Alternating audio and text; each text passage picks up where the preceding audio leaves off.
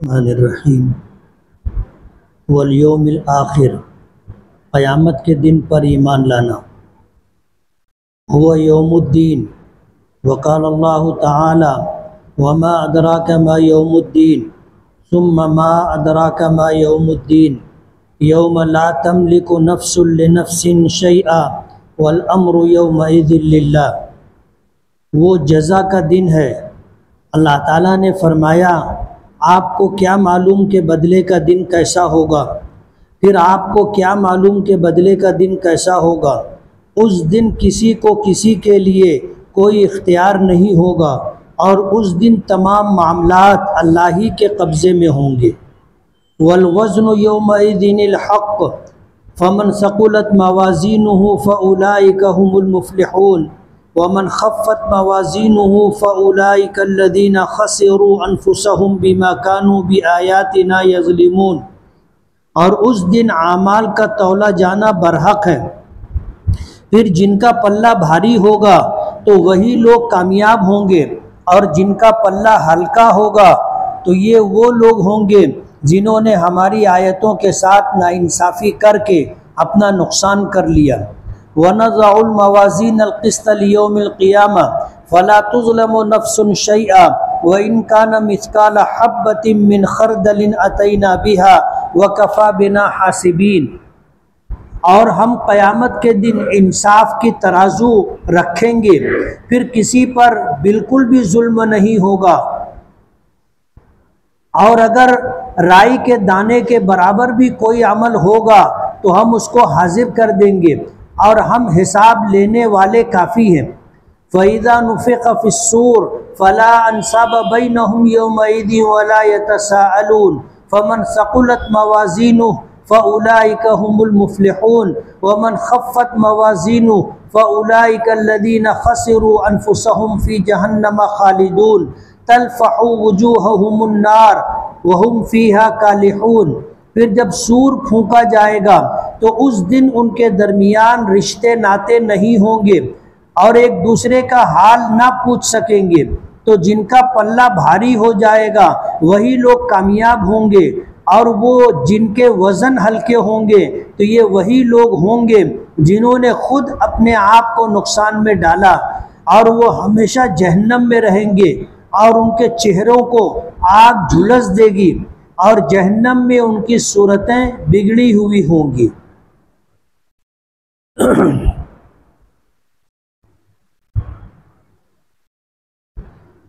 हमने जब दर्स हदीस शुरू किया था तो कुरान करीम की एक आयत लैसल बिर्र अन तुवल्लु वुजूहकुम क़िबलल मशरिक़ि वल मग़रिब वलाकिन्नल बिर्र मन आमना बिल्लाहि वल यौमिल आखिर। ये पूरी आयत हमने तिलावत की थी, उसका तर्जुमा किया था। साहिब किताब मिशकातुल आसार ने इस आयत को अव्वलन ज़िक्र किया और इसके एक एक हिस्से की उन्होंने तफसील पेश की। पिछले जुमेरात तक जो है ईमान बिल्लाह के मुताल्लिक तफसीलात आई थी जिनमें बहुत सारी तकरीबन 20 हदीसें थी जिनका तर्जुमा और जिनकी तशरीह की गई थी। आयत करीमा में ईमान बिल्लाह के बाद वल यौमिल आखिर, आखिरत के दिन का तज़किरा है। उसी के मुताल्लिक साहिब किताब ने उन्वान कायम किया वल यौमिल आखिर और उसके बाद कुरान करीम की 4 आयतें ज़िक्र की जिसकी मैंने तिलावत भी की, जिसका तर्जुमा भी किया।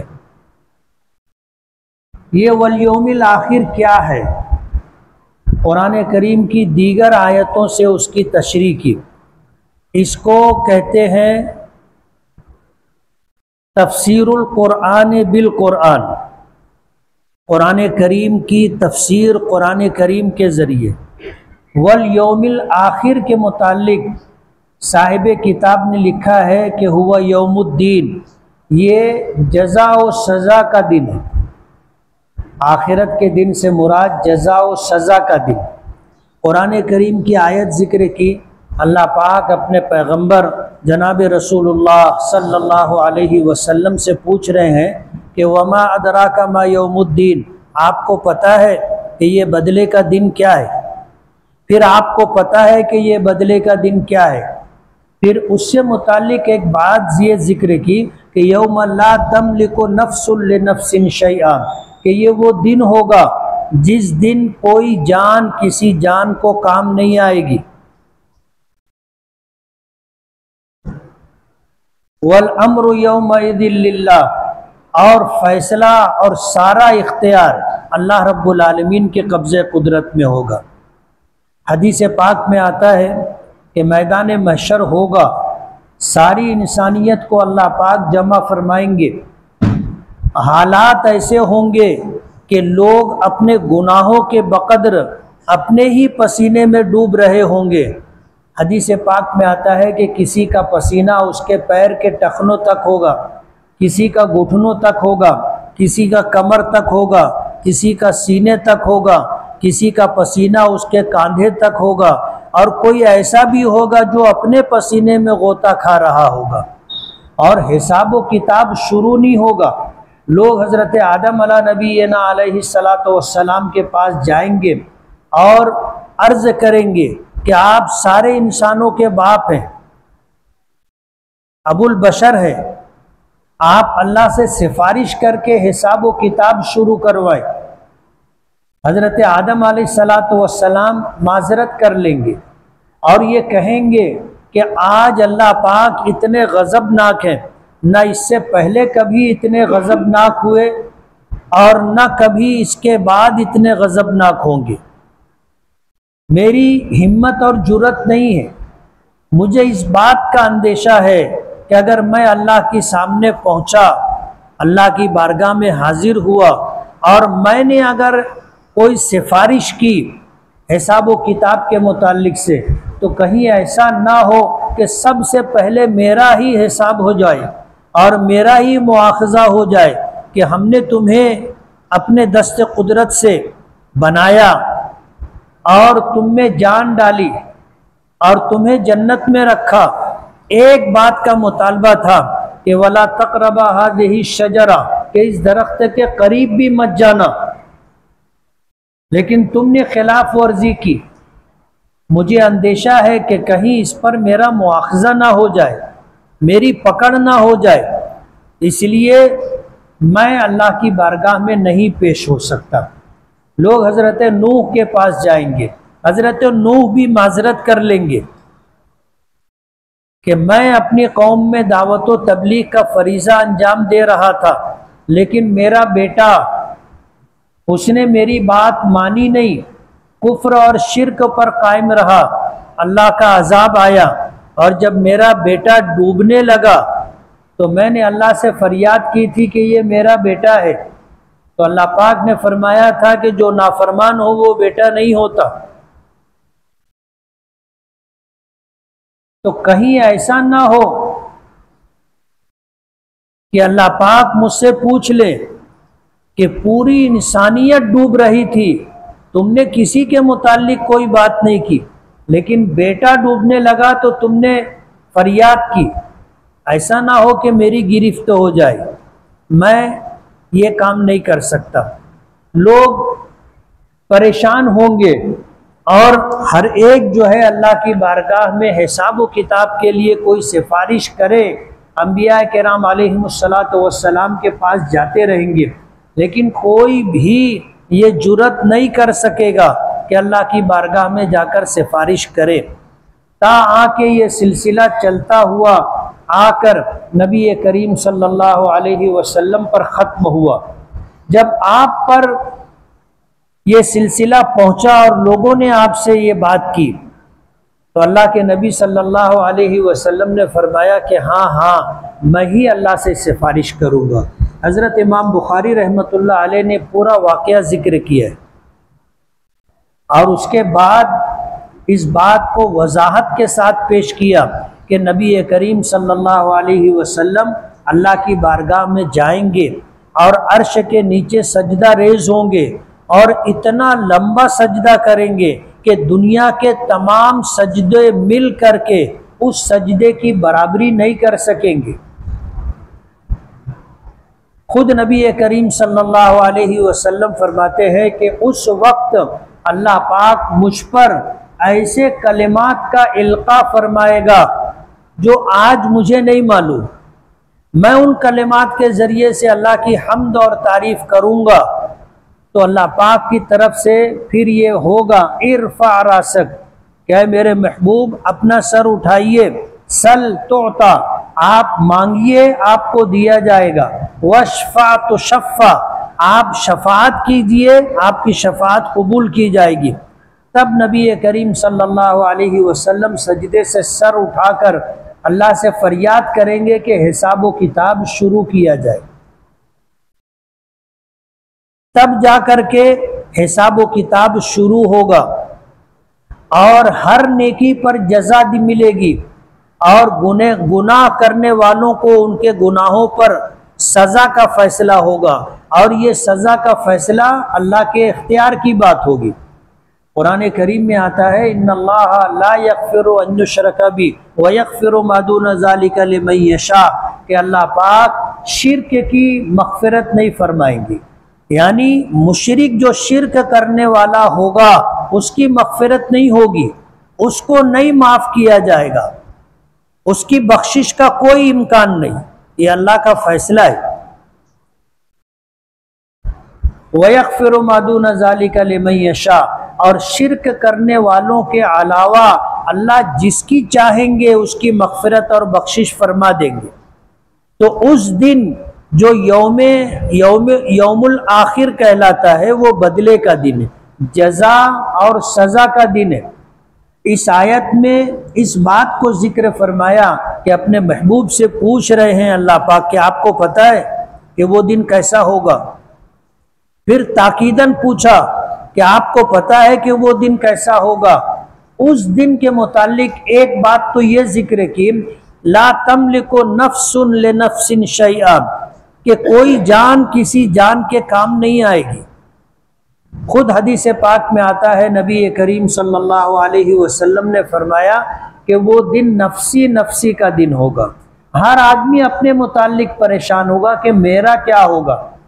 कुरान करीम में आता है, यौम यफिर्रुल मर्उ मिन अखी व उम्मिही व अबी व साहिबतिही व बनी लिकुल्लि इम्रिइम मिनहुम यौमइदिन शअनुन युगनी, कि वो दिन ऐसा होगा कि भाई भाई को देख करके भागेगा, अपनी माँ को अपने बाप को देखेगा तो भागेगा, अपनी बीवी को देखेगा तो भागेगा। उस दिन हर एक की अजीब व गरीब हालत होगी। ऐसी हालत होगी कि हर एक अपने जानने पहचानने वालों से दूरी इख्तियार करेगा, और वजह यह होगी कि हर एक को अपनी पड़ी होगी और हर एक को ये अंदेशा होगा कि कहीं ऐसा ना हो कि कोई दुनिया में अपने एहसानात याद दिलाकर आज मुझसे नेकी का मुतालबा करे। तो दुनिया में जितने लोगों से रिश्तेदारियां हैं, जितने लोगों से जान पहचान है, उस दिन जान पहचान वाले लोगों से आदमी दूरी इख्तियार करेगा, सिर्फ इस वजह से कि दुनियावी ताल्लुकात को याद दिला करके कोई मदद ना मांग ले, कोई नेकी ना मांग ले, दूरी इख्तियार करेगा। अल्लाह पाक फरमाते वल अम्रु यौमइदिन लिल्लाह, कि उस दिन सारा इख्तियार अल्लाह रब्बुल आलमीन के पास होगा, किसी को कोई इख्तियार नहीं होगा। इमाम बुखारी रहमतुल्लाह अलैह ने इस हदीस पाक को जिक्र किया है जिसमें ये बात है कि अल्लाह पाक फरमाएंगे कि मेरे महबूब अपना सर उठाइए, और उसके बाद हुक्म होगा सल, मांगिए, तोता, आपको दिया जाएगा, शफात कीजिए, आपकी शफात कबूल की जाएगी। शारहीन ने लिखा है कि अल्लाह पाक ने ये नहीं फरमाया कि मेरे महबूब अपना सर उठाइए और जो चाहे वो कीजिए। अल्लाह पाक फरमाएंगे सल, मांगो,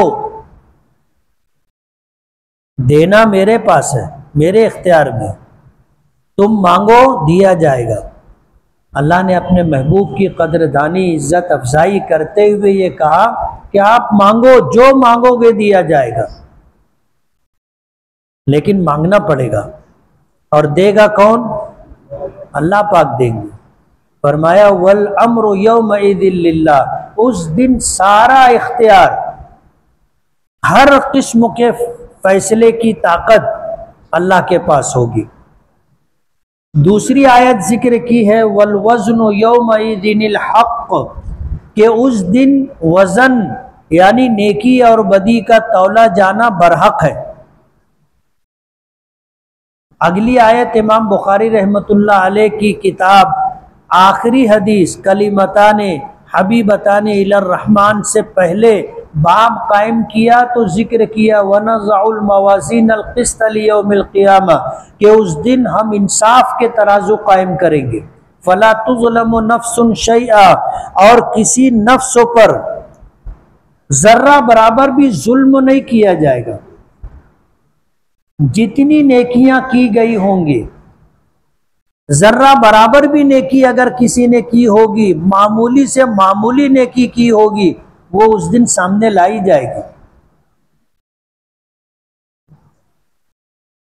वकफा बिना हासिबीन, और हिसाब लेने के लिए हम काफ़ी है। जाहिर बात है अल्लाह ताला अलीम व खबीर है।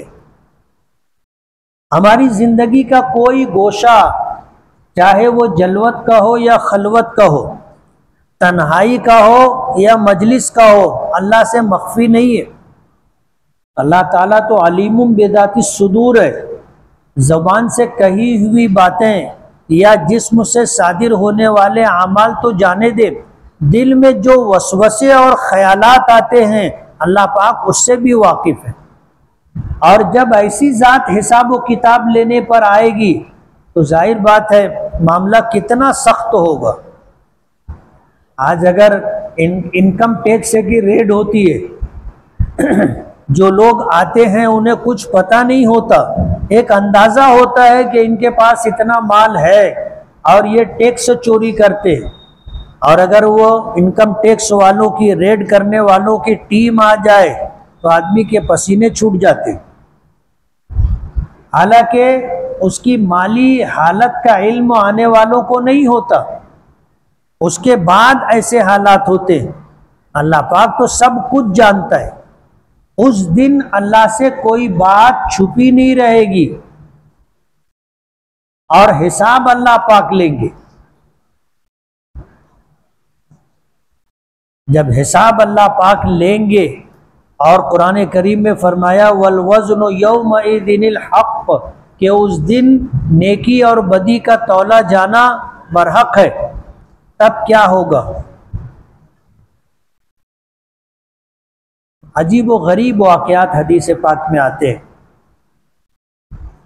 अल्लाह ताला हमारी नेकियों से बेनियाज है। हदीस पाक में आता है कि अगर सारी दुनिया के इंसान एक मैदान में इकट्ठे हो करके अल्लाह रब्बुल आलमीन की इताअत व फरमा बरदारी पर आ जाए, यानी कोई एक शख्स भी अल्लाह की नाफरमानी ना करे, पलक झपकने के बराबर भी, तो इतने लोगों का नेक अमल करना अल्लाह की शान में ज़र्रा बराबर इजाफा नहीं कर सकेगा। अल्लाह अपनी किबरियाई और अपनी शान व शौकत के लिए, अपने तक़द्दुस के लिए किसी की नेकी का मोहताज नहीं है। और ये भी है कि ये सारे जमा शुदा इंसान अगर अल्लाह ताला की नाफरमानी करने पर आ जाए,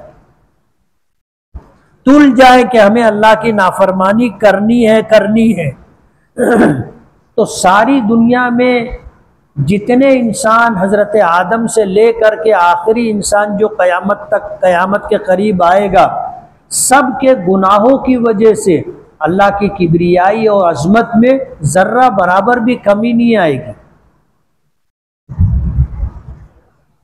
जब हालात ऐसे हैं और सारा इख्तियार अल्लाह पाक के पास होगा, तो जिनके पास ईमान होगा और उनमें से अल्लाह जिन्हें बख्शना चाहेगा, हुजूर पाक सल्लल्लाहु अलैहि वसल्लम फरमाते हैं ऐसे बंदे को अल्लाह पाक करीब बुलाएंगे और अपनी रहमत की चादर डाल देंगे। अल्लाह सत्तारुल उयूब है, रहमत की चादर डाल देंगे और मैदान महशर में जितने इंसान होंगे उन तमाम लोगों से छुपा करके अल्लाह पाक अपने उस बंदे से कहेंगे कि तूने फला गुनाह किया था, मैंने माफ कर दिया, और तूने फला नाफरमानी की थी, मैंने उसे नेकियों से बदल दिया।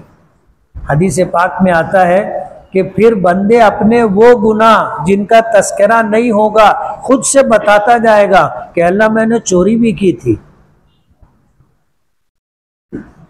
मैंने चोरी भी की थी, मैंने गिबत भी की थी, मैंने शराब भी पिया था, और मैंने जुआ भी खेला था, मैंने ज़िना भी किया था। जब अल्लाह की रहमत जोश में आएगी और रहमत का पर्दा डाल करके गुनाहों को नेकियों से बदला जाने लगेगा तो बंदा खुद अपने सारे गुनाह बताता चला जाएगा और अल्लाह पाक नेकियों से बदल देंगे। जाहिर बात है अल्लाह कादिर मुतलक और मुख्तार कुल है, कोई पूछने वाला नहीं है अल्लाह पाक से कि आप क्यों ऐसा कर रहे हैं। तो अल्लाह पाक ईमान वालों में से जिसको बख्शना चाहेंगे वयग़फ़िरु मा दून ज़ालिका लिमन यशा, अल्लाह माफ़ कर देंगे। और ऐसा भी होगा कि बजाय नाफरमानियों पर गुनाह और गुनाहों पर सज़ा, अल्लाह नाफरमानियों को नेकियों से बदल देंगे और बजाय गुनाह के अल्लाह नेकियां अता करेंगे तो उस पर बजाय सजा के जज़ा का मामला होगा। अल्लाह पाक ने जब जन्नत बनाई और जहन्नम बनाई तो हज़रत जिब्राइल से कहा कि जिब्राइल जाओ जन्नत देख के आओ। हज़रत जिब्राइल गए जन्नत देखने के लिए, जन्नत देख कर के आए की वजह से आंखें फैली हुई थी। पूछा अल्लाह पाक ने कि जिब्राइल मेरी जन्नत कैसी है? तो हज़रत जिब्राइल ने कहा कि अल्लाह जन्नत तो तेरी रहमत है, जन्नत तो तेरी रहमत है, उसका क्या कहना।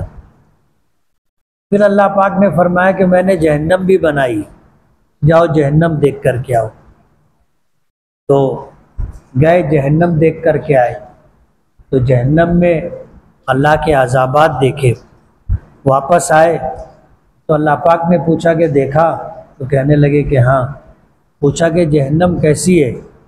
तो जिब्राइल काँप रहे थे, कहने लगे कि अल्लाह जहन्नम तो तेरा गज़ब है,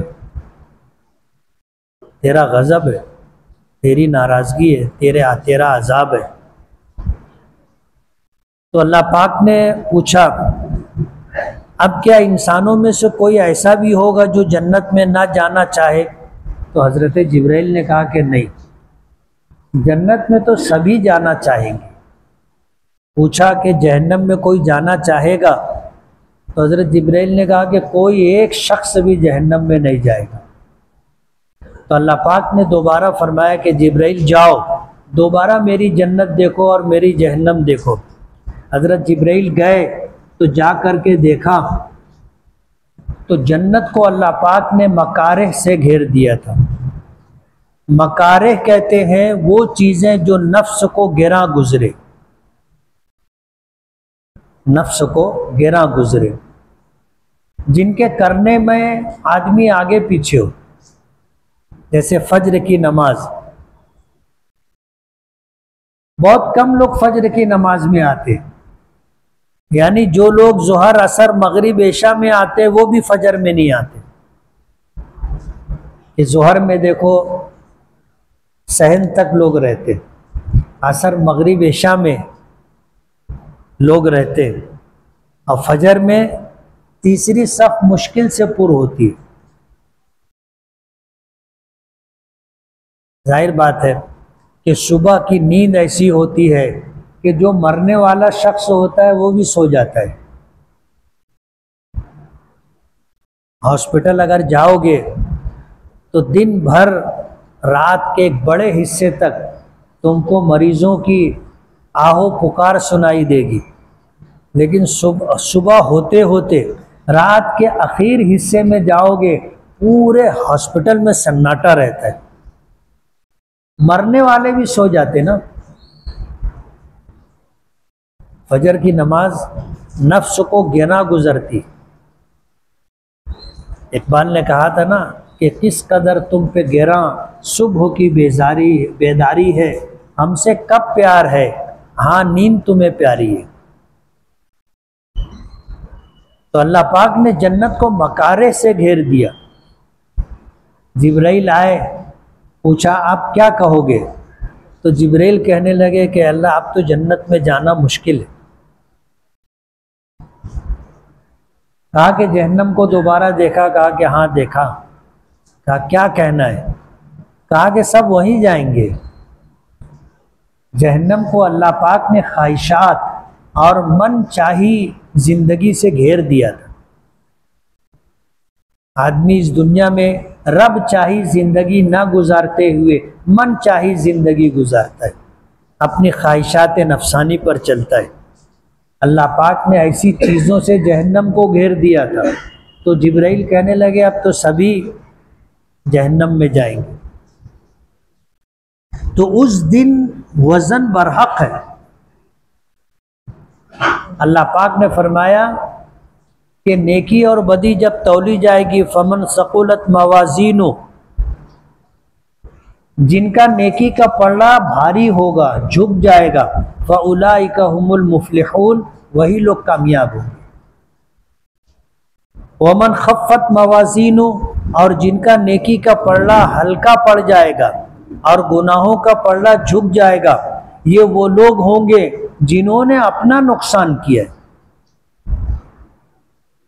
हमारी आयतों और वाज़े अहकामात के मौजूद होते हुए उन्होंने हमारी नाफरमानी की, खुद अपने हाथों अपने आप को तबाह व बर्बाद किया, अपने ऊपर उन्होंने खुद जुल्म किया है। हम किसी पर जुल्म नहीं करेंगे। इस आयत की वजह से उलमा ने लिखा है कि उस दिन नजात के लिए आदमी के पास 100% नेकियों का होना ज़रूरी नहीं है। यानी ऐसा नहीं है कि नजात सिर्फ उसके लिए होगी जिसके पास सिर्फ नेकियां ही नेकियां हों, ऐसा नहीं है। और ऐसा भी नहीं है कि जहन्नम में जाने के लिए किसी शख्स के पास एक भी नेकी ना हो तब वो जहन्नम में जाएगा, ऐसा नहीं। नेकी और बदी तौली जाएगी, तराजू होगा, उसके 2 पल्ले होंगे, और नेकी और बदी नामे अमाल, नेकी के पल्ले में नेकी का नामे अमल और गुनाह के पल्ले में गुनाहों का नामे अमल रखा जाएगा। अल्लाह अपने दस्ते कुदरत से उठाएगा, नेकी का पल्ला झुक गया उसके लिए जन्नत, गुनाहों का पल्ला अगर झुका तो फिर अल्लाह की मशीयत के तहत अल्लाह चाहे तो इसके बाद भी माफ़ कर देगा। इसलिए उलमा ने लिखा है कि अगर आदमी से गुनाह हुआ तो तौबा कर ले। तौबा करने से गुनाह ख़त्म हो जाते हैं। शर्त यह है कि तौबा सच्ची हो।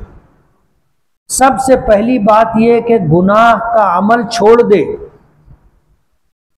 बंद कर दे, और फिर नादिमो शर्मिंदा हो करके अल्लाह से माफ़ी का तलबगार हो, और अल्लाह पाक से इस बात का अहद करे कि आइंदा नहीं करूँगा। इसको कहते हैं तौबा।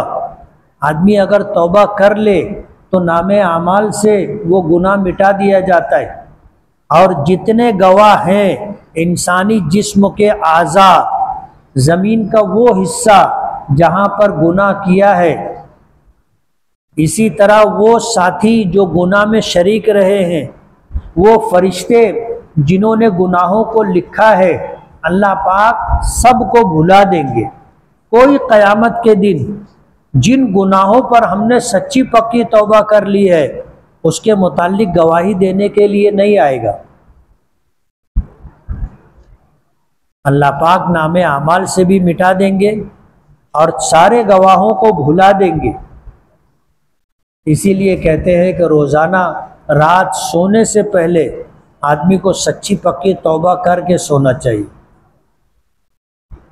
पता नहीं कल की सुबह देखना नसीब हो या ना हो। रात में सोते हुए अल्लाह ताला से सच्ची पक्की तौबा कर ले। बेहतर यह है कि 2 रकात नमाज सलातुत तौबा पढ़ ले।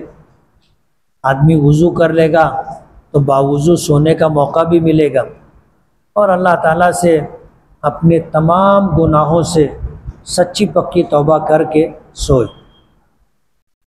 और अगर सच्ची पक्की तौबा हमने की और अल्लाह ने कबूल फरमा ली और सुबह होने से पहले हमारा इंतकाल हो गया, हम सोए और दोबारा उठ नहीं सके, तो इंशाअल्लाह हमारे पास 100% नेकियां रहेंगी।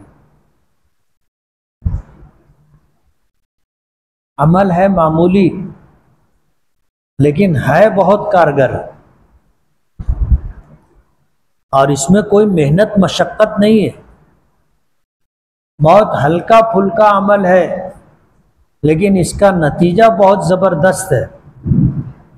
इसलिए रोज़ाना रात में सोने से पहले 2 रकात नमाज सलातुत तौबा पढ़ करके अल्लाह ताला से माफ़ी मांग करके बंदा सोए। चौथी आयत जो जिक्र की है कि जब क़यामत के दिन से पहले दोबारा सूर फूंका जाएगा, पहले सूर फूंकने पर पूरी दुनिया ख़त्म हो जाएगी। सारे इंसान, सारी मखलूक़ात, जानदार मर जाएंगे, सारी मखलूक़ात ख़त्म हो जाएगी और क़यामत, सारे मुर्दे दोबारा सूर फूंका जाएगा, सब अपनी कब्रों से निकलेंगे। सारी मखलूक़ात मैदान महशर में जमा होंगे। अल्लाह पाक फरमाते हैं कि हालात ऐसे होंगे, फ़ला अंसाब बैनहुम यौमइज़िन वला यतसाअलून।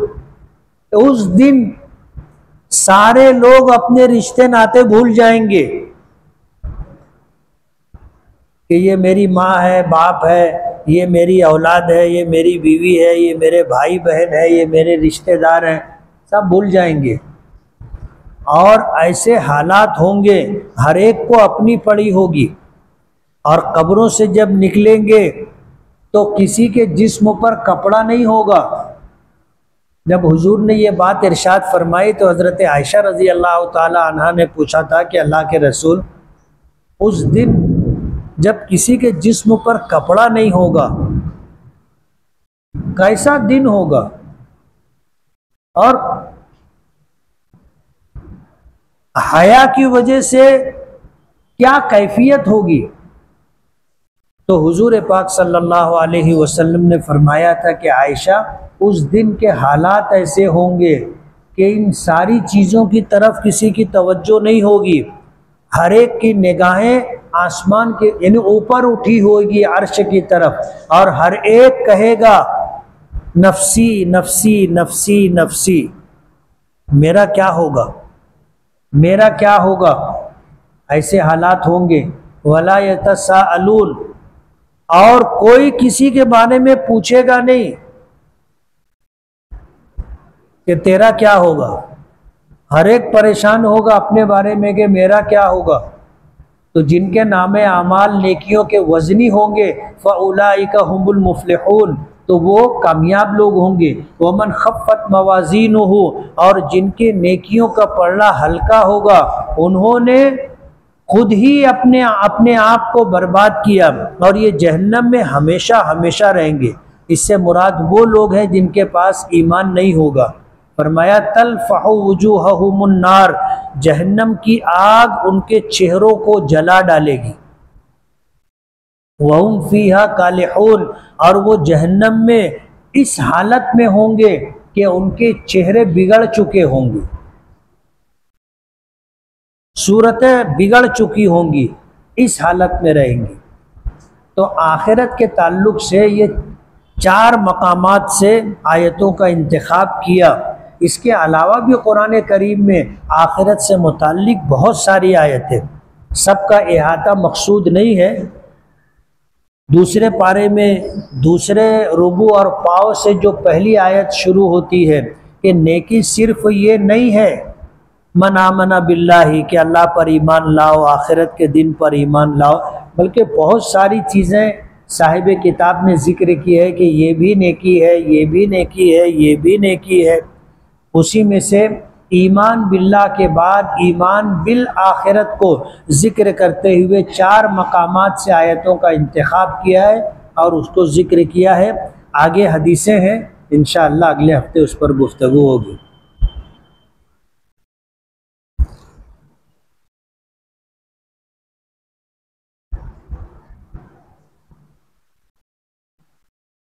दो रकात करके इशराक की 4 रकात नमाज पढ़ने से कुछ लोगों का कहना है कि मकबूल हज उम्रे का सवाब मिलता है, और कुछ लोगों का कहना है कि सिर्फ मकबूल उम्रे का सवाब अल्लाह पाक अता फरमाते हैं। कौन सा कौल ज़्यादा सही है? देखो, रिवायतें दोनों तरह की, और फ़ज़ाइल के बाब में वो रिवायतें भी काबिल कबूल हैं जिन रिवायतों पर कमज़ोर होने का, ज़ईफ़ होने का हुक्म लगाया गया। और अल्लाह ताला मामूली अमल पर अगर कोई बहुत बड़ी नेकी देना चाहे तो अल्लाह को कोई रोकने वाला और अल्लाह को कोई पूछने वाला नहीं। हदीस पाक में आता है कि एक शख्स जब अल्लाह की बारगाह में पेश होगा और अपने नामे अमाल को देखेगा और उसके नामे अमाल में एक नेकी उहुद के पहाड़ से भी बड़ी होगी। उहुद के पहाड़ के मुताल्लिक जोग्राफियाई तौर पर जो बात किताबों में मिलती है वो ये है कि 1.5 किलोमीटर चौड़ा और तकरीबन 3.5 से 4 किलोमीटर लंबा उहुद का पहाड़ है। वो शख्स अपने नामे अमाल में देखेगा कि उससे भी बड़ी नेकी है, तो वो हैरान हो जाएगा कि दुनिया में मैंने कोई इतनी बड़ी नेकी तो की नहीं थी। ऐसा तो नहीं है कि किसी दूसरे की नेकी मेरे नामे अमाल में आ गई। अल्लाह पाक अलीम व ख़बीर है, दाना व बीना है, दिलों के हालात को अल्लाह जानता है। अल्लाह उस बंदे की कैफियत को जान लेंगे तो अल्लाह पाक फरमाएंगे कि ये जो नेकी है ये वो नेकी है कि तूने दुनिया में एक खजूर का दाना सदका किया था, और इस अमल को करते हुए रियाकारी, सुमा, अपनी तारीफ सुनना, ऐसा कोई मनफी जज्बा नहीं था, बल्कि तूने नेकी इस तरह की थी कि तुझे भी इसका एहसास नहीं था कि दाहिने हाथ ने जो नेकी की है तो बाएं हाथ को भी उसकी खबर ना हो। हमने उस नेकी की परवरिश की जिस तरह इंसान अपने घोड़े के बच्चे की परवरिश करता है, तो हमने इसे बढ़ा करके ऐसा कर दिया। तो अल्लाह की दादो दहिश है और उसकी शान ही अजीब है।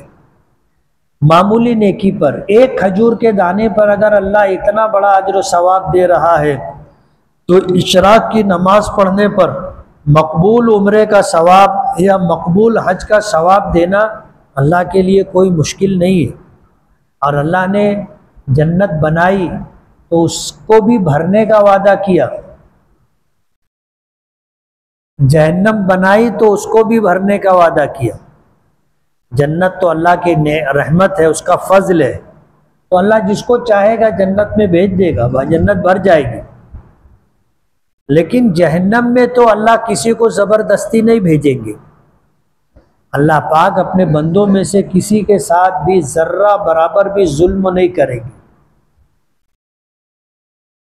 तो जब जहन्नम में सारे जहन्नमी चले जाएंगे तो अल्लाह पाक उससे पूछेंगे कि क्या तू भर गई, हलिम तलाती, क्या तू भर गई? तो जहन्नम से जवाब आएगा हल मिन मज़ीद, अभी बहुत ढेर जगह खाली है, और लोगों को भेजो। तो जहन्नम खाली रह जाएगी। मुस्लिम शरीफ की रिवायत है कि जहन्नम को भरने के लिए अल्लाह पाक अपना कदम मुबारक जहन्नम में रख देंगे, तो जहन्नम से आवाज़ आएगी कत कत कत कत। जैसे चारपाई पर उसकी ताकत से ज़्यादा बोझ और वज़न डाल दिया जाए तो वो भी चरचराने लगती है, आवाज़ देने लगती है। इसी तरह जहन्नम आवाज़ देने लगेगी कि बस बस बस बस। ये अल्लाह के इख्तियार की बात है। बस अल्लाह हम सब का ईमान पर ख़ात्मा फरमाए और मरने से पहले अल्लाह हमें सच्ची पक्की तौबा की तौफीक अता फरमाए। स्कूल मैनेजमेंट का वैकेंसी निकलने पर खाली आसामी पर हकदार टीचर के बजाय घर की बहू बेटी या दामाद को लगाना और किसी दूसरे टीचर का हक मारकर गवर्नमेंट से पगार लेना कैसा है? क्या वो हक मार कर कमाई जायज़ होगी? ये जुल्म है, ज़्यादती है। और क़यामत के दिन तो इसका हिसाब व किताब होगा। दुनिया में भी यौमुल हिसाब आता ना। अभी पूरे महाराष्ट्र में कॉलेजों की, हाई स्कूलों की, प्राइमरी स्कूलों की, प्राइवेट इदारों की इंक्वायरी चालू है। दुनिया में भी यौमुल हिसाब आता है और ऐसे जितने लोग हैं अब उनकी खैर नहीं दिखाई देती। अच्छे दिन तो कब आएंगे आएंगे, बुरे दिन आ गए। क्या समंदर में मरी हुई मछली खा सकते हैं या नहीं? एक है मछली का शिकार करना और शिकार करने के बाद उसको निकाला, बगैर पानी के वो मर गई तो वो मछली हलाल है। लेकिन जो मछली पानी में अज खुद मर गई, हमने उसको शिकार नहीं किया और उसको पकड़ने के लिए या मारने के लिए हमने कोई तदबीर नहीं की, वो तबीई मौत मर गई, उसको समक ताफ़ी कहते, उसका खाना हलाल नहीं। क्या हाफिज, आलिम और मुफ्ती हजरात भी नाशुक्रे और एहसान फरामोश हो सकते हैं? क्या हो सकते हैं? वो भी इंसान है, फरिश्ते नहीं है, इंसान है। और इंसानी खूबियाँ और इंसानी अयूब उलमा, हुफ़ाज़, अइम्मा, मुअज़्ज़िनीन, मुफ्तियान किराम, काजी हजरात सब में हो सकते हैं।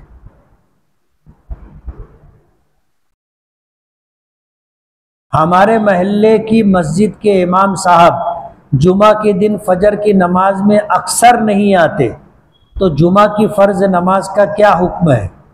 जुमा की फ़र्ज़ नमाज हो जाएगी। इमाम साहब नहीं आते तो इसका ये मतलब नहीं है कि वो नमाज नहीं पढ़ते।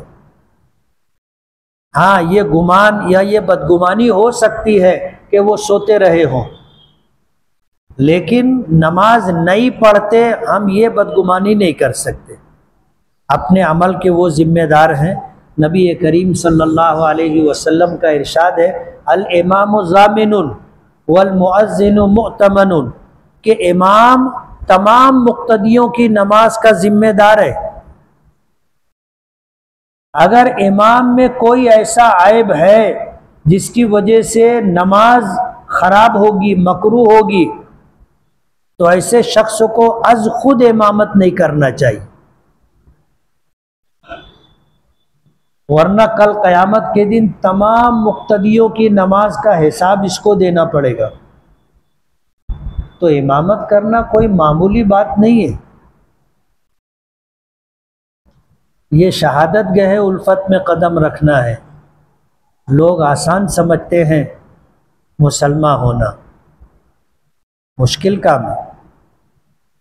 अंबिया किराम अलैहिमुस्सलातु वस्सलाम की मौजूदगी में कोई मुसल्ले पर इमामत के लिए नहीं खड़ा हो सकता। ये मकाम नबूवत है। नबी की मौजूदगी में उसकी इजाज़त के बग़ैर या उसके हुक्म के बग़ैर कोई इमामत नहीं कर सकता। इतना बड़ा मनसब इतना बड़ा मकाम व मर्तबा है, तो जाहिर बात है ज़िम्मेदारी भी उतनी ही ज़्यादा होगी। मैं तो अपने तलबा को इस बात की ताकीद करता हूँ कि इमाम बनना, इमामत करना, ये अमल इंसान को बहुत सारे गुनाहों से बचा लेता है। लोग इमाम को ऐसी नज़र से देखते हैं जैसे कुंवारी लड़की को देखते। मामूली सा भी इमाम साहब से कुछ हुआ, लोग तबसरा शुरू कर देते। बोले इमाम साहब को देखे थे वहाँ होटल पे बैठे थे और टोपी सर पर नहीं थी।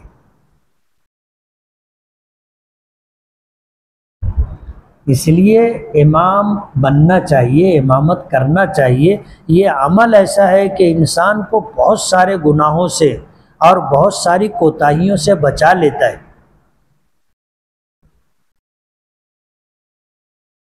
मुझसे गुनाह भी होता है और नेकी भी होती है। यानी मैं दर्स हदीस में भी आता हूँ और फिल्म देखने के लिए थिएटर में भी जाता हूँ। तो शुमार किन लोगों में होगा, गुनहगारों में या नेकोकारों में? ये फैसला तो तुम्हें खुद ही करना है।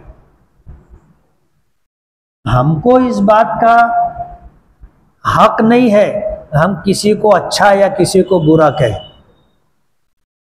बल्कि ये अमल ऐसा है कि इंसान को अपने बारे में खुद ही फैसला करना चाहिए। तन्हाई में बैठ करके गौर करना, सोचना कि मैं क्या कर रहा हूँ, मेरा अमल कैसा है, मैं अल्लाह के नज़दीक अल्लाह के नेकोकार बंदों में हूँ या बदकार, गुनहगार और नाफरमान बंदों में हूँ। ये फैसला खुद करना है। हमको ये इख्तियार नहीं दिया गया कि हम किसी के दामन में झांके, गिरेबान में झांके। हमको तो ये हुक्म है कि हर ईमान वाले के साथ अच्छा गुमान रखना चाहिए। हो सकता है वो हमसे ज़्यादा नेकोकार हो, और अपने आप को दूसरों के मुकाबले में ज़्यादा नेक समझना ये उज्ब है, और इससे शरीयत ने मना किया है। हादसात में कई लोगों की जान चली गई है। लोग सैर व तफरी के लिए जाते हैं और हादसा हो जाता है। ऐसे हालात में सैर व तफरी के लिए जाना दुरुस्त होगा क्या? सैर व तफरी फी नफ्सी ही जायज़ है, सैर व तफरी करना मना नहीं है। आदमी अपने फारिग औकात में नमाजों के एहतमाम के साथ सैर व तफरी कर सकता है, लेकिन जानबूझ करके अपने आप को हलाकत में डालना ये अल्लाह की नाफरमानी है। कुरान करीम में अल्लाह पाक का हुक्म है कि वला तुल्कू बिअयदीकुम इला तहलुका, अपने हाथों अपने आप को हलाकत में मत डालो। तो सैर व तफरी करते हुए ऐसे हालात, ऐसे तरीक़ेकार का इख्तियार करना कि आदमी की जान चली जाए, नाजायज़ और हराम है। फांसी लगाकर खुदकुशी करने वाला कैसा है? जाहिर बात है इसने खुदकुशी की है, और हदीस पाक में इसके लिए बहुत सख्त वईद है कि जो आदमी खुदकुशी करता है तो जिस तरह खुदकुशी करता है उन्हीं हालात से क़यामत तक गुज़रता रहेगा। अगर किसी ने फांसी लगा करके जान दी है तो क़यामत तक उसको फांसी पे चढ़ाया जाता रहेगा। वो मरेगा, अल्लाह फिर ज़िंदगी देंगे और फांसी पे चढ़ाएंगे। क़यामत तक उसके साथ यही होता रहेगा। और फिर जब मैदान महशर में पेशी होगी तो हदीसों में आता है कि ऐसे लोग हमेशा हमेशा जहन्नम में रहेंगे, खालिदन मुखल्लदन फ़ीहा। मुस्लिम शरीफ की रिवायत है। अगरचे उलमा ने खुदकुशी को शिर्क नहीं माना है, बल्कि इसको गुनाह कबीरा में शामिल किया है, और ये कहा है कि अल्लाह पाक जब तक चाहेंगे सज़ा देंगे, और फिर अगर उसके पास ईमान है तो उसको जहन्नम से निकाल करके जन्नत का दाखिला दिया जाएगा। इमाम हरम ने जुमा के खुतबे में नमाज की तस्बीहात बताते हुए दोनों सजदों के दरमियान में दुआ भी बताई है कि अल्लाहुम्मा ग़फ़िरली वरहमनी वआफ़िनी वहदिनी वरज़ुक़नी, अल्लाहुम्मा इन्नी असअलुका खैरद दुनिया वल आखिरा तो क्या इस तरह हम पढ़ सकते हैं? पढ़ सकते हैं और पढ़ना चाहिए। ये दुआ की कबूलियत का मकाम। लेकिन हम लोग इसमें बहुत कोताही करते, ख़ास तौर पर हनफी लोग तादील अरकान में बहुत कोताही करते कि रुकू से उठते हैं, खड़े होते हैं कौमा में, और सजदे से उठकर दूसरे सजदे में जाने से पहले बैठते हैं, जिसको जलसा कहते, दोनों में कोताही करते। और तादील अरकान छूट जाता है बसा औक़ात। तादील अरकान कहते हैं कि नमाज का हर अमल इतने इत्मीनान से अदा किया जाए कि कम से कम इतनी देर आदमी रुके कि एक मर्तबा सुबहान रब्बियल अज़ीम या सुबहान रब्बियल आला कहा जा सके। कौवे के ठोंग मारने की तरह सजदा करना, रुकू और सजदा करना, उठ के रुकू से उठे, अभी जिस्म की हरकत ख़त्म भी नहीं हुई, सजदे में चले गए, तादील अरकान छूट गया। और नमाजों में तादील अरकान हमारे यहाँ वाजिब है। इमाम शाफी, इमाम अहमद इब्न हम्बल और इमाम मालिक तीनों अइम्मा के यहाँ तादील अरकान फ़र्ज़ है। अगर किसी ने तादील अरकान को छोड़ दिया तो उसकी नमाज ही नहीं होगी उन हजरात के नज़दीक। इमाम आज़म अबू हनीफ़ा रहमतुल्लाह अलैह के नज़दीक नमाज में वाजिब छूटा है, इसलिए नमाज वाजिबुल इआदा है, यानी दोबारा पढ़ना वाजिब है। जब कहीं किसी मस्जिद में नमाज पढ़ने का इत्तेफाक होता है तो इमाम साहब को देखो तो ये होता है कि यार ये तो तादील अरकान नहीं करते, और तादील अरकान नहीं हुआ तो नमाज लौटानी पड़ेगी। आदमी तन्हा नमाज पढ़े तो तादील अरकान वाजिब है, और अगर इमामत कर रहा हो तो फिर ज़रूरी है कि रुकू, सजदा, कौमा और जलसा इतने इत्मीनान से अदा करे कि इमाम और मुक्तदी की शिरकत एक तस्बीह के बकद्र हो। यानी इमाम रुकू से उठकर खड़ा हुआ तो सारे मुक्तदी रुकू से उठ कर के खड़े हों, और इमाम के खड़े होने के साथ मुक्तदी इतनी देर तक इमाम के साथ इस अमल में शरीक रहे खड़े होने में कि एक मर्तबा सुबहान रब्बियल आला पढ़ा जा सके, तो ये मुक्तदी की इक्तदा सही होगी। और एक इमाम जो है रुकू से उठा, और हमसे ये भी कोताही होती है कि रुकू से उठते हुए जब उठने की हरकत शुरू हुई तो हम समी अल्लाहु लिमन हमीदा कहना शुरू नहीं करते। आप देखो कितने अइम्मा ऐसे होते हैं कि वो उठ करके खड़े हो जाते हैं, फिर कहते हैं समी अल्लाहु लिमन हमीदा। अब जाहिर बात है जो मुक्तदी पीछे आया है वो आकर रुकू में चला गया, हालांकि इमाम साहब रुकू से उठने लगे थे और वो रुकू में गया, तो इमाम के साथ रुकू में शरीक नहीं हुआ, लेकिन वो ये समझ रहा है कि मुझको रुकू मिला। और शरीयत का हुक्म है कि जमात की नमाज में जिसको इमाम के साथ रुकू मिला उसको रकात मिली, तो वो ये समझ रहा है कि मुझको रकात मिल गई, हालांकि उसको रकात मिली नहीं। तो उसकी नमाज का जिम्मेदार कौन? इमाम साहब। तो हमारे यहाँ तादील अरकान वाजिब है। रुकू, सजदा, कौमा, जलसा इत्मीनान से होना चाहिए। नबी करीम सल्लल्लाहु अलैहि वसल्लम ने रुकू से उठ करके आपने पढ़ा हम्दन कसीरन तय्यबन मुबारकन फी, और सजदे से उठ करके जब बैठे तो ये दुआ पढ़ी, रब्बिग़फिरली वरहमनी वआफ़िनी वहदिनी वरज़ुक़नी। हमको भी पढ़ना चाहिए। ज़ोहर की सुन्नत क़ब्लिया, ज़ोहर की नमाज से पहले 4 रकात सुन्नत है। मस्जिद में आए जमात के लिए वक्त नहीं था तो क्या 2 रकात नमाज की नियत करके नमाज शुरू कर सकते हैं? और नमाज शुरू कर दी और जमात देर से खड़ी होने की वजह से 4 रकात पढ़ ले, तो क्या ऐसा करना सही है? सही है। जाहिर बात है जोहर से पहले 4 रकात है या 2 रकात है, रिवायतें दोनों तरीके। इमाम बुखारी रहमतुल्लाह अलैह ने हज़रत अब्दुल्ला इब्न उमर रज़ी अल्लाह ताला अन्हु की रिवायत जिक्र की है कि जोहर की नमाज से पहले सुन्नत 2 रकात है। राजे कौल ये है कि 4 रकात। हम मस्जिद में आए तो हम 4 रकात की नियत करके नमाज शुरू कर दें, और शरीयत का हुक्म है कि हम मस्जिद में आ करके जमात की नमाज पढ़ने की नियत रखते हैं।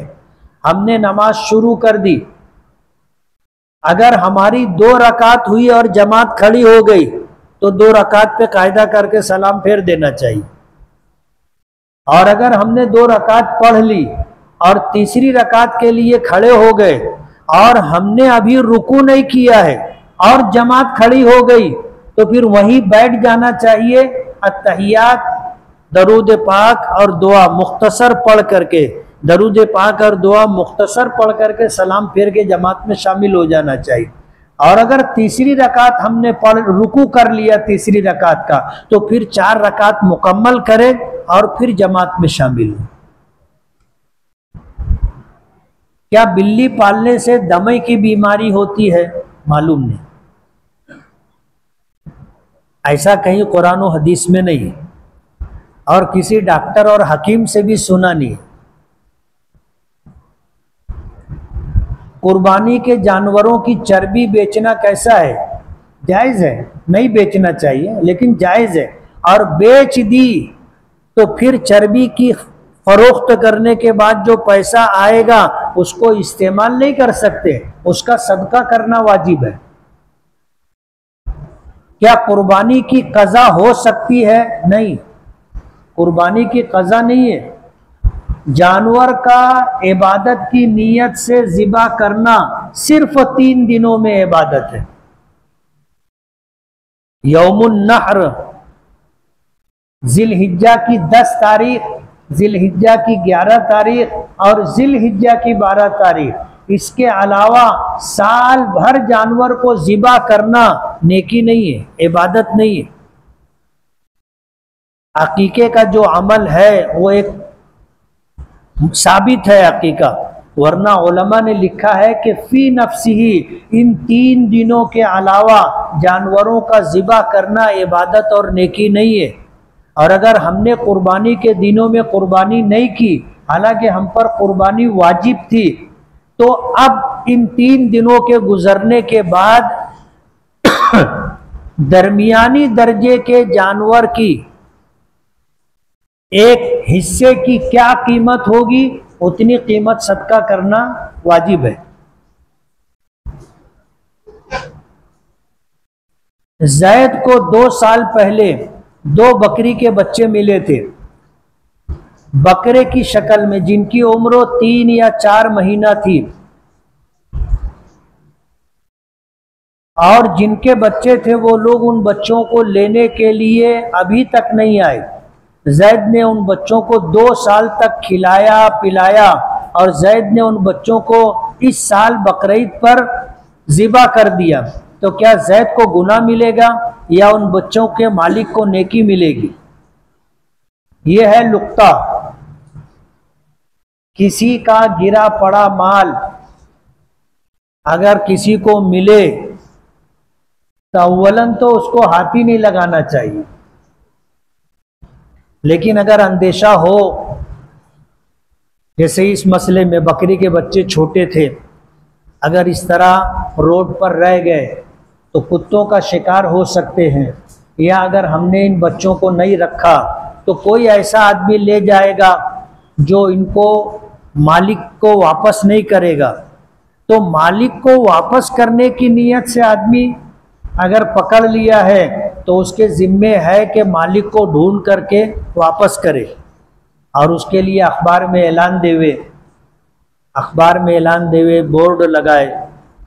और इतना वक्त गुजर गया कि अब ये गुमान होने लगा कि जिनकी बकरी के बच्चे थे अब वो तलाश नहीं करेगा, तो उसके बाद इन जानवरों को सदका कर दे, किसी मुस्तहिक और गरीब को दे दे, इस नीयत से कि जिसके बकरी के बच्चे हैं सवाब उसको मिल जावे। ये करने का हुक्म है।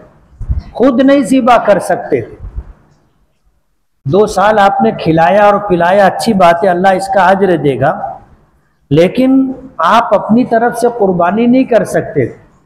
इन जानवरों को सदका करना वाजिब था। अब आपने कुर्बानी कर दी है तो इन जानवरों की मार्केट में जो कीमत होगी उतनी कीमत सदका करना वाजिब है। कितना सोने से वुजू टूट जाता है? बाज लोग बयान सुनते सुनते सोते रहते हैं, झपकी लेते रहते हैं, फिर उन्हें उठाया जाता है तो वुजू कभी बना लेते हैं, कभी वुजू बनाने भी नहीं जाते, ऐसे ही नमाज पढ़ लेते हैं। फिर क्या हुक्म है? आप ये बात जुमा में भी बताओ कि कितनी देर सोने से वुजू टूट जाता है। इमाम आज़म अबू हनीफा रहमतुल्लाह अलैह के यहाँ सोने से वुजू टूट जाता है, सोना नाक़िज़ वुजू है।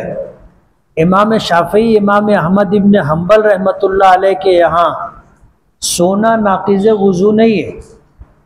कुछ साथी हज पर जाते हैं तो वो देखे होंगे कि इंडोनेशिया और मलेशिया के हाजी लोग हरम में सोते रहते, और जैसे ही जमात खड़ी होती है उनको उठते और अल्लाह अकबर कह के जमात में शामिल हो जाती। उनके यहाँ सोने से वुजू नहीं टूटता। इमाम आज़म अबू हनीफा रहमतुल्लाह अलैह के यहाँ सोने से वुजू टूट जाता है, और वजह उसकी यह है कि जब आदमी सोता है तो फिर इस्तिरखाए मफासिल, यानी उसका पूरा जिस्म ढीला हो जाता है। आप देखो, आदमी सोया है, उसका हाथ आप उठा करके इधर से इधर कर दो तो कोई रुकावट नहीं पेश आती, जिस्म ढीला हो जाता है। जब जिस्म ढीला होता है तो पेट में जो गैस होती है वो पाखाने के रास्ते खारिज हो जाती है, उस हिस्से की पकड़ भी ढीली हो जाती है। अब री खारिज हुई या नहीं हुई, सोने वाले को किस बात का पता, से नहीं खबर होती। इसलिए इमाम आज़म अबू हनीफा रहमतुल्लाह अलैह ने नींद को री खारिज होने के बराबर माना है। इसलिए हमारे यहाँ सोने से वुजू टूट जाता है। अब कितना सोने से वुजू टूटता है, उलमा ने लिखा है कि अगर सो करके, लेट करके सो रहा है तो आंख लगी, एक लम्हे के लिए भी गफलत हो गई, वुजू टूट गया। और अगर बैठ कर सो रहा है लेकिन टेक नहीं लगाया है, अगर टेक लगा के सो रहा है तो भी वुजू टूट गया। और अगर बगैर टेक लगाए सोया है और 4 जानू बैठा है पालती मार के, और जिस्म का निचला हिस्सा बैठक जमीन से टिकी है, तो उस वक्त तक वुजू नहीं टूटेगा जब तक ऐसे डोले ना। और अगर ऐसा डोला कि नीचे की बैठक जगह छोड़ दी एक साइड से तो वुजू टूट जाएगा। बिस्मिल्लाहिर्रहमानिर्रहीम।